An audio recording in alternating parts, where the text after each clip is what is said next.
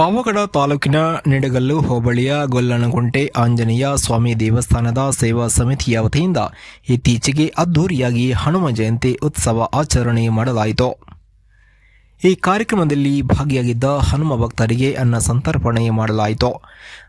ಅಲ್ಲದೆ ಸರಿಸುಮಾರು 2,500 ಭಕ್ತಾದಿಗಳು ದೇವರಿಗೆ ಪೂಜೆ ಸಲ್ಲಿಸಿ ದರ್ಶನ ಪಡೆದರು.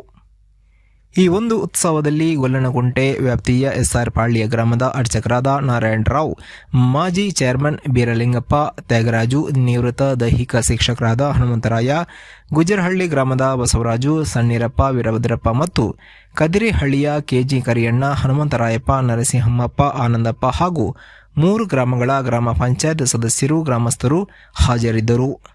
ವರದಿ ನಂದೀಶ್ ನಾಯ್ಕ.